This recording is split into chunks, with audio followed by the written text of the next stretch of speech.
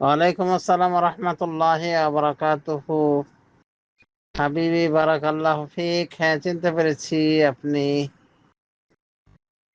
এখানে আমার ক্লাসে উপস্থিত ছিলেন, যখন যখন যেতাম দর্শে বসতেন।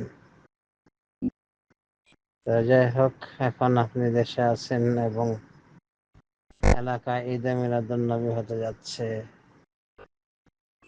সে উপলক্ষে মিষ্টি খাওয়ার চান্দা সেটা দেবেন কিনা? আসলে দেখেন, ঈদে মিলাদুন্নবী এগুলো বেদাতীদের ঈদ, মানে যে যত বেদাতি তার তত ঈদ।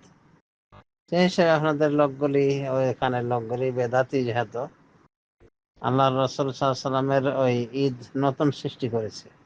আল্লাহ রসুল সাল্লামের যে জন্মের ঈদ, সেটা আল্লাহ রসুল সাল্লাম জানলেন না, এরা জানতেছে 1400 হিজরি পরে। তো যাই হোক, এই বেদাতি ঈদ, এটা ধর্মের নামে কি একটা নতুন ধর্ম চর্চা করা। আর যারা বেদাত পন্থী, তারা এইভাবে উল্টাপাল্টা কাজ করে। তারা এইভাবে কি আর একটা ঈদের জন্ম দিয়েছে, যে ঈদের না কোনো দলিল আছে কোরআনে হাদিসে, না কোনো সাহাবী এই ঈদ পালন করেছেন। আল্লাহ রসুল সাল্লাল্লাহু 4 খলিফা, যারা প্রায় 30 বছর শাসন করেছেন, খেলাফত কায়েম রেখেছিলেন, তারা কোনোদিন এগুলো করেননি। এখন মানুষ যত বেদাতি হয়েছে, তত উল্টা পুল্টা কাজ করছে, আর ভাবছে যে তারাই করছে ভালো কাজ। এইভাবেই জাহান্নামীদের পরিচয় বলা হয়েছে, যে তারা নিজের কাজকে খুব ভালো মনে করে, কিন্তু করে আসলে মন্দ কাজ।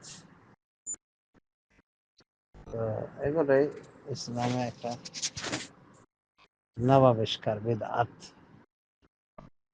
এই জন্য দেখবেন যে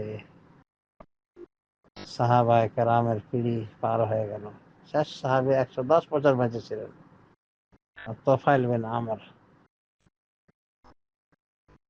তো এই দীর্ঘ পরিক্রমায় কোন সাহাবী ঈদে মিলাদ পালন করেন?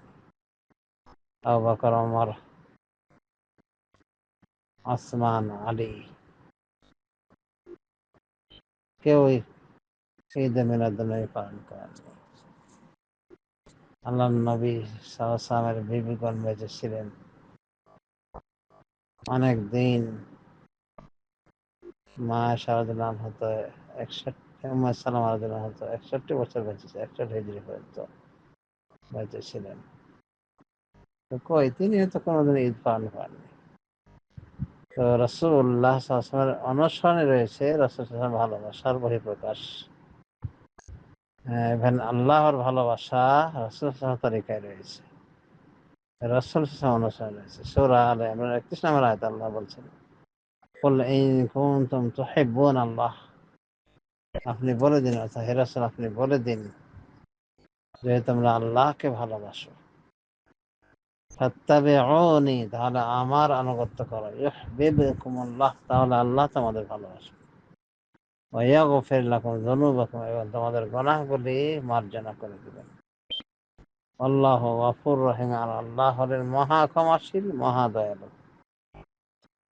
এখানে আল্লাহ তার রাসূল সাল্লাল্লাহু আলাইহি ওয়াসাল্লাম বলছেন যে আপনি বলে দিন যে যদি তোমরা আল্লাহকে ভালোবাসো, তাহলে আমার অনুসরণ করো, তাহলেই আল্লাহ ভালোবাসবে। তো আল্লাহর ভালোবাসা, রাসূল সাল্লাল্লাহু আলাইহি ওয়াসাল্লামের ভালোবাসা রয়েছে রাসূল সাল্লাল্লাহু আলাইহি ওয়াসাল্লামের আনুগত্যের মধ্যে। আর সেটা না করে বিদআত করা, রাসূলের পরিপন্থী, তার আদর্শ পরিপন্থী কাজ করা, এগুলো যতই ভালোবাসার মহড়া দেখানো হোক না কেন, এগুলো আসলে ভালোবাসা না, বরং আল্লাহর রাসূলের দ্বীনের ভিতরে বেদাতের আয়োজন করার মাধ্যমে রাসূল সাল্লাল্লাহু আলাইহি ওয়াসাল্লামের দুর্ব্যবহার করার নামান্তর।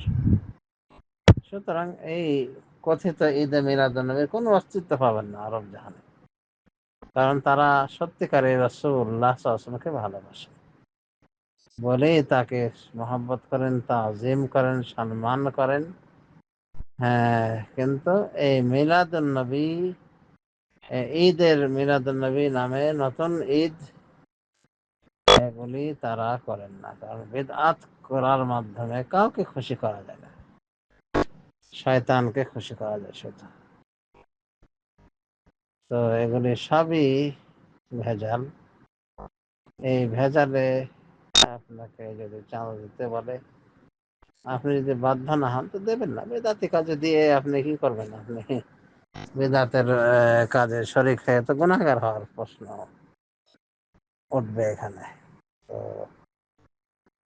সেই হিসেবে আপনার যদি কোনো প্রেশার না থাকে, তাহলে আপনি দেবেন না, এগুলো থেকে বিমুখ থাকবেন।